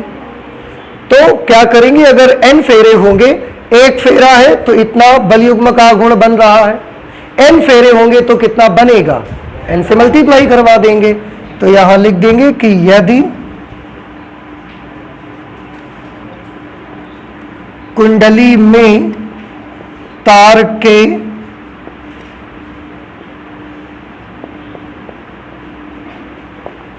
n फेरे हों, ठीक है, कुंडली में तार के कितने फेरे लगे हों, n, तब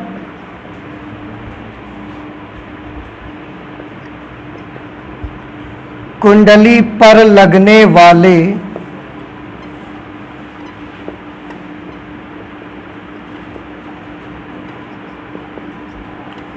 बल युग्म का आघूर्ण, उस समय कुंडली पर लगने वाले बल युग्म के आघूर्ण की वैल्यू कितनी आ जाएगी, n से मल्टीप्लाई करा देंगे।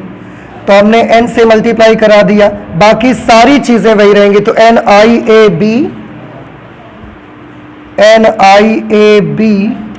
साइन थीटा, ठीक है, ये इस तरह से बन गया आपका फॉर्मूला। अब इसमें एक चीज मैं और आपको बताऊं, ये बेटा जो आप देख रहे हैं NIA, ठीक है, 2020 में जो आपका 30% सिलेबस कम किया गया था, उसमें से जो चीजें हम लोगों ने छोड़ी हैं अभी तक, उनमें ये NIA भी आता था, तो ये भी हमारे पढ़ने से छूट गया है। इसलिए अब आज ये आ गया है तो मैं इसका जिक्र कर देता हूं कि ये NIA क्या चीज है। इसको भी मैं यहीं पर आपको बता दूंगा, आप ध्यान दीजिए। ये जो NIA आप देख रहे हैं, यह NIA आप जानते हैं, इसको सिंबल दिया गया है कैपिटल M। इसको क्या सिंबल दिया जाता है, कैपिटल M। और इसको बोलते क्या है, तो इसको बोलते हैं चुंबकीय द्विध्रुव आघूर्ण। चुंबकीय द्विध्रुव आघूर्ण। देखो बेटा, आघूर्ण यहां भी आ रहा है, आघूर्ण यहां भी आ रहा है। हो सकता है ये दोनों शब्द, क्योंकि दो जगह पर आघूर्ण आ रहा है, आपको कंफ्यूज कर दे, लेकिन आप कंफ्यूज मत होइए, दोनों के अलग अलग नाम देखिए। ये क्या लिखा हुआ है, ये यहां पर जो आप लिख रहे हैं टाउ को, ये है कुंडली पर लगने वाले बल युग्म का आघूर्ण है, और ये M क्या चीज है, चुंबकीय द्विध्रुव आघूर्ण है। इसको अंग्रेजी में बोला जाता है मैग्नेटिक डाइपोल मोमेंट।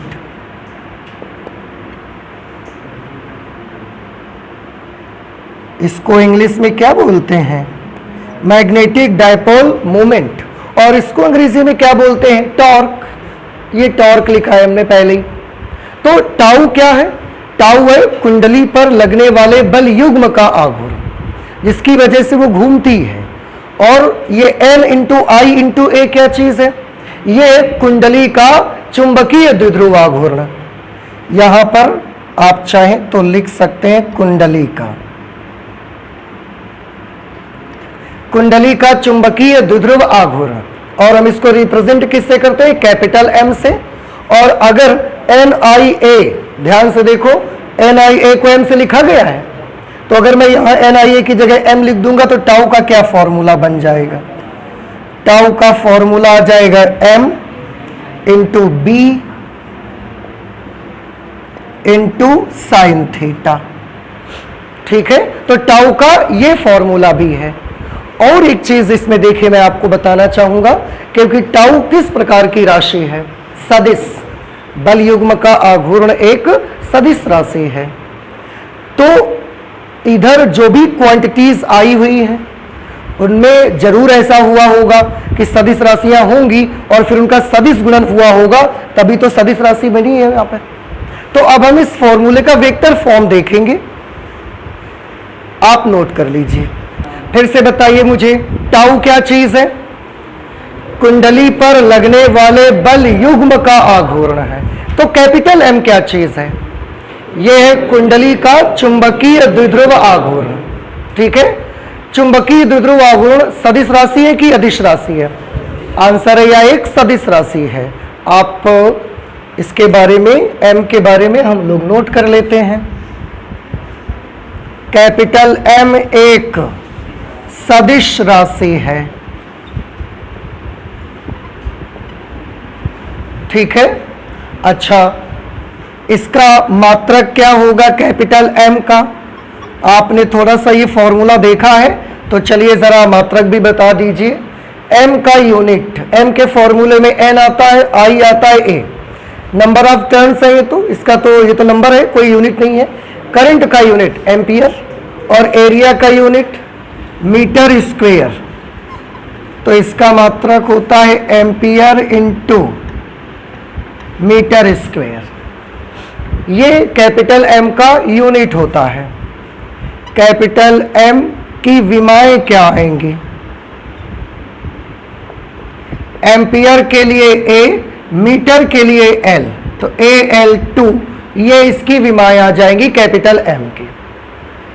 तो चुंबकीय द्विध्रुव आघूर्ण एक सदिश राशि है, इसका मात्रक एम्पियर इंटू मीटर स्क्वायर होता है और इसकी विमाएं होती हैं A इंटू AL2। ठीक है, और एक चीज, अगर कैपिटल एम एक सदिश राशि है तो इसकी दिशा किस तरफ होगी? बहुत ही सिंपल है, आप ध्यान से देखिए। एम के फॉर्मूले में है एन इंटू आई इंटू ए। एम एक सदिश राशि है, वेक्टर क्वांटिटी है। एन सदिश नहीं है, नंबर है ये। करंट भी सदिश नहीं है, इसमें सदिश राशि कौन है? केवल क्षेत्रफल। इसका मतलब ये हुआ कि एम की दिशा वही होगी जो ए की दिशा होगी। तो याद रख ले, चुंबकीय द्विध्रुव आघूर्ण, कुंडली के चुंबकीय द्विध्रुव आघूर्ण की दिशा वही होती है जो कुंडली के क्षेत्रफल सदिश की होती है।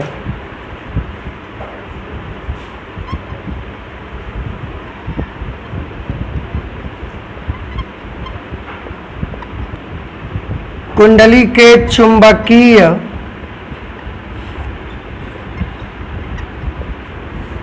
द्विध्रुव आघूर्ण की दिशा वही होती है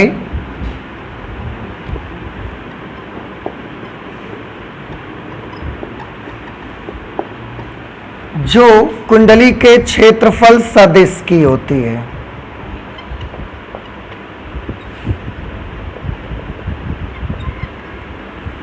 जो कुंडली के क्षेत्रफल सदिश, जिसे आप वेक्टर ए से लिखते हैं, वेक्टर ए की होती है। तो ये कुछ जानकारी बेटा हो गई कैपिटल एम के बारे में, क्योंकि हमारे लिए आज नई क्वांटिटी बनी हुई है। ठीक, अब फिर से हम आ जाते हैं अपने टाउ पे। टाउ का वेक्टर स्वरूप क्या होगा?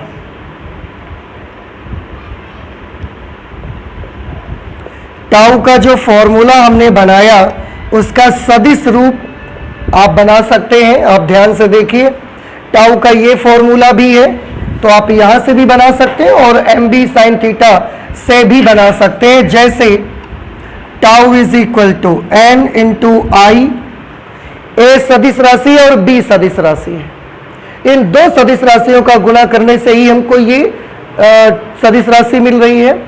तो कौन सा गुणा होगा? डॉट होगा या क्रॉस होगा? क्रॉस प्रोडक्ट होगा, ए क्रॉस बी, और यहां पर भी वेक्टर। तो ये टाउ का वेक्टर स्वरूप है एन, आई, ए और बी के पदों में। ठीक है, और अगर यही आपको इसके पदों में बताना हो, फिर आप क्या बताएंगे? Vector tau is equal to, आप खुद देख ले, एन आई ए क्या बना लेंगे? एम, तो एम क्रॉस बी। इसका फॉर्मूला आपका आ जाएगा एम क्रॉस बी। ये टाउ के वेक्टर स्वरूप है। ये ए और बी के टर्म्स में है, ये एम और बी के टर्म्स में है। ये दोनों ही वेक्टर स्वरूप है टाउ के। ठीक है, अच्छा, तो ये हमने वेक्टर फॉर्म भी कर ली। मैग्नीट्यूड आप पहले ही देख चुके हैं। अगर ए और बी के टर्म्स में मैग्नीट्यूड में पूछूंगा तो आप क्या बताओगे? N i a b sine theta. अगर हम एम और बी के टर्म्स में मैग्नीट्यूड पूछेंगे तो आप क्या बताओगे? M b sine theta. तो परिमाण हम पहले ही कर चुके हैं, ये वेक्टर स्वरूप आ गया। एक चीज और, अगर ये वेक्टर स्वरूप है तो इस टाउ की कोई डायरेक्शन होगी। क्या डायरेक्शन होगी टाउ की? कैसे पता लगाएंगे? क्या कोई बता सकता है हमको कि कौन से रूल से हम टाउ की डायरेक्शन पता लगा सकते हैं? कौन सा? देखिए हम आपको बताते हैं, ये क्रॉस प्रोडक्ट से बन रहा है ना टाउ, और क्रॉस प्रोडक्ट की डायरेक्शन फाइंड आउट करने के लिए हमने एक यूनिवर्सल लॉ आपको बताया हुआ है, पर आप याद ही नहीं रखते हो। यूनिवर्सल लॉ ये बताया जिसको हम बोलते हैं right hand curl rule. Cross product में कभी भी डायरेक्शन आपको फाइंड करनी हो, देखिए क्रॉस प्रोडक्ट में ही डायरेक्शन होती ही है, पहली बात तो डॉट प्रोडक्ट में तो नहीं होती ना। तो क्रॉस प्रोडक्ट में कभी भी डायरेक्शन आपको फाइंड करनी हो, there is one universal law and that is right hand curl rule. कौन से हैंड का यूज करेंगे? राइट हैंड का यूज करेंगे। करना क्या रहता है इस रूल में? इन दोनों क्वांटिटीज में जो पहले लिखी होगी उसकी तरफ आपको अपनी सब उंगलियां करनी है, और उसके बाद जो बाद में लिखी होगी उसकी तरफ उंगलियों को मोड़ देना है, ऐसा। ठीक है? ऐसा करने से अंगूठा जो इशारा करेगा जिस दिशा में, वही दिशा तीसरी राशि टाउ की हो जाएगी। तो आप यहां पर करके देख सकते हैं, ऐसे देख लो, ये कॉइल हमने ऐसे तिरछी बनाई हुई थी, इसका एरिया वेक्टर किधर की तरफ होगा बताइए? ऐसा एरिया वेक्टर होगा, ऐसा एरिया वेक्टर होगा, या ऐसा एरिया वेक्टर होगा? ऐसा वाला, ऐसे कि ऐसा बिल्कुल सीधा आपकी तरफ, तल के लंबवत। Very good. तो ये एरिया वेक्टर ऐसा बना। तो हमने सबसे पहले क्या कर लिया? एरिया वेक्टर, क्योंकि पहले कौन आ रहा है? Area vector. एरिया वेक्टर की दिशा में हमने अपना पूरा हाथ ऐसे कर दिया। फिर उंगलियां किस तरफ मोड़ देनी है? बी की दिशा में। तो बी की दिशा किधर की तरफ? ऐसे। तो ऐसे एरिया वेक्टर की तरफ, फिर बी की तरफ ऐसे उंगलियां। अब अंगूठा किस तरफ इंडिकेशन देता है आपको? ऊपर की तरफ। इसका मतलब ये हुआ कि ये जो कॉइल आप देख रहे हैं, इस कॉइल में टाउ की डायरेक्शन किधर की तरफ होगी? अक्ष के अनुदिश ऊपर की ओर। बात समझ में आई? ना समझ में आया तो ये टाउ की डायरेक्शन हो जाएगी। ऐसे ही आप m क्रॉस b से भी निकाल सकते हैं। m की दिशा भी अभी हमने लिखी, किसकी दिशा में होती है? a की दिशा में। तो m की दिशा में हाथ करना है, मतलब a की दिशा में हाथ करना है, और b की तरफ उंगलियां मोड़ देना है। टाउ की डायरेक्शन अक्ष के अनुदिश ऊपर की ओर होगी। इस वाली स्थिति में डायरेक्शन पता लग गई आपको? ठीक। अब एक चीज और मुझे बताएं आप, ये जो फॉर्मूला बना हुआ है tau is equal to n i a b sine theta, ये आयताकार कुंडली के लिए लागू होगा, वृत्ताकार कुंडली के लिए लागू होगा, या किसी के लिए भी लागू हो सकता है। ये जो फॉर्मूला हमने बनाया हुआ है tau is equal to n i a b sine theta, formula बनाया ना आपने टाउ का? बल युग्म के आघूर्ण का फॉर्मूला बनाया कि नहीं बनाया? आपने बना लिया। तो ये फॉर्मूला इस प्रकार की आयताकार कॉइल के लिए लागू होगा, या अगर हम कोई वृत्ताकार कॉइल तार की लपेट कर ऐसे बनाते उसके लिए लागू होगा, या सब प्रकार की कॉइल्स के लिए लागू हो सकता है, या किसी के लिए नहीं होगा। किसके लिए? आयताकार। आयताकार के लिए लागू होगा ये वाला फॉर्मूला, क्योंकि हमने कैसी कॉइल बनाई थी? आयताकार बनाई है, लेकिन ये गलत है। अब आप ये मुझे बताएं, इस फॉर्मूले में ये जो टाउ का फॉर्मूला बनाया है, आयताकार कहां झलक रहा है? कौन सी चीज है जो आपको ये सोचने पर मजबूर करती है कि कुंडली आयताकार रही होगी? टाउ का फॉर्मूला बनाया कि नहीं बनाया आपने?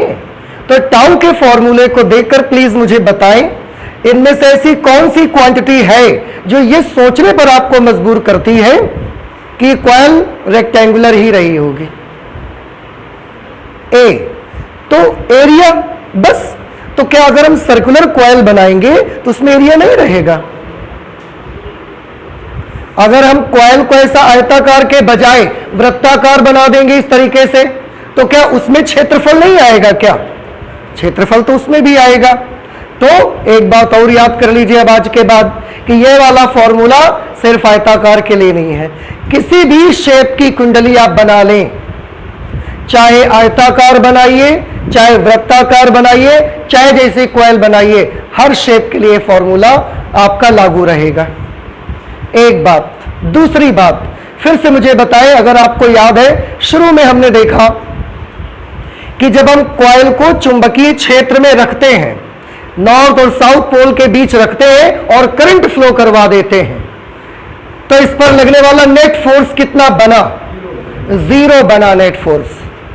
और नेट फोर्स नहीं लग रहा है, इसकी वजह से कॉइल क्या नहीं कर पा रही है? रेखीय गति नहीं कर पा रही है। बहुत अच्छे। और इस पर क्या लग रहा है? बल युग्म लग रहा है। तो बल युग्म की वजह से क्या कर रही है? तो कॉइल कौन सी मोशन करेगी, कौन सी नहीं करेगी? ये वाली मोशन करेगी क्या? नहीं करेगी। लेकिन ये वाली मोशन करेगी। और यही वाला मोशन तो हमारा फैन करता है। फैन कर रहा है। देखो, आपको कुछ समझ आया कि हमने क्या करना है? अब आप देखो, हम ऐसा नॉर्थ साउथ लगाएंगे, बीच में कॉइल लगा देंगे और उसमें करंट फ्लो करवा देंगे। जैसे ही करंट फ्लो करवाएंगे, ये कॉइल क्या होना शुरू हो जाएगी? ऐसा भागना शुरू हो जाएगी? नहीं, ऐसा भागना शुरू हो जाएगी। लेकिन ऐसा चलने लगेगी। अब ऐसा चलने लगेगी, इसी के नीचे हमने एक सैफ्ट लगा दी। ऐसे इसी में हमने क्या कर दी? एक सैफ्ट लगा दी और उसी सैफ्ट में हमने अपना फैन बांध दिया। अब इसमें जैसे हम स्विच ऑन करते हैं, करंट फ्लो होती है, ये ऐसा घूमती है, हमारा फैन घूम जाता है। फैन घूमता है, आप उसके नीचे मजे से आराम कर लेते हो। तो ये क्या बन गई? ये फैन बन गया और मोटर बन गई है। तो ये प्रिंसिपल है आपकी वैद्युत मोटर को बनाने का। इलेक्ट्रिक मोटर इसी पर काम करती है आपकी। समझ नहीं आ रहा है? आ गया समझ में? तो ये इलेक्ट्रिक मोटर भी इससे बनाएंगे हम। ऐसे सैफ्ट लगाएंगे, उसमें फैन लगाएंगे, जैसे ही तभी आप देखते हो आपको फैन चलाना होता है, आप जाके एक स्विच ऑन कर देते हो। जैसे ही स्विच ऑन करते हो, कॉइल में करंट फ्लो होती है। करंट फ्लो की वजह से कॉइल रोटेट करना स्टार्ट कर देती है और उसी में आपने बांध दिए हैं फैंस इसके। तो जो ये इसके विंग्स बांध दिए हैं आपने, वो विंग्स ऐसा घूमते हैं और आपको हवा मिलती है। तो गर्मियों में आपको राहत मिलती है उससे, तो फैन बन जाएगा इससे। ना समझ में बात आई आपको? क्लियर? इसी पर बेस्ड एक इंस्ट्रूमेंट हम लोग पढ़ने वाले हैं, बहुत इंपॉर्टेंट इंस्ट्रूमेंट है, गैल्वेनोमीटर। हम लोग इसी पर आधारित पढ़ने वाले हैं। तो ये जो भी प्रिंसिपल यहां पर लगा है, ध्यान से देखिए। इस फॉर्मूले को अगर मैं आपको दिखाऊं, NIAB sin थीटा को, तो n देखिए क्या है? फेरों की संख्या। अब एक बार शुरुआत में जो कॉइल आप बनाएंगे, उसमें आप 100 फेरे, 500, 1000 जो रखने होंगे बना दिए आपने। इसके बाद तो बार बार बीच में हटाओगे नहीं ना फेरे, या अलग से लगाओगे नहीं। तो n कांस्टेंट। एरिया एक बार कॉइल का जो बना के आप लगा दोगे, वही लगा रहेगा, कांस्टेंट। मैग्नेटिक फील्ड के लिए जो आपने नॉर्थ और साउथ लगाए होंगे, वो अपनी पावर के अकॉर्डिंग उतना मैग्नेटिक फील्ड देंगे, तो बार बार तो चेंज नहीं होगा। अब इसमें से चेंज होने वाली चीज कौन सी है? आई। हम चाहें तो रेगुलेटर घुमाएंगे, ज्यादा करंट भेजेंगे। हम चाहेंगे रेगुलेटर घुमाएंगे, कम करंट भेजेंगे। समझ आया? अब ध्यान से देखिए, जब करंट ज्यादा, बाकी सारी चीजें कैसी हो गई? कांस्टेंट। तो टाउ जो हुआ वो किस पर डिपेंड करना शुरू कर दिया? आई पर। अब आपने अपने फैन का रेगुलेटर ऐसे घुमाया, रेगुलेटर घुमाया तो क्या चीज बढ़ाई? करंट। जब करंट बढ़ाई तो बल युग्म का गुण क्या हो गया? और फैन बड़ी जोर से ऐसा नाचना स्टार्ट कर देता है। समझ रहे हैं?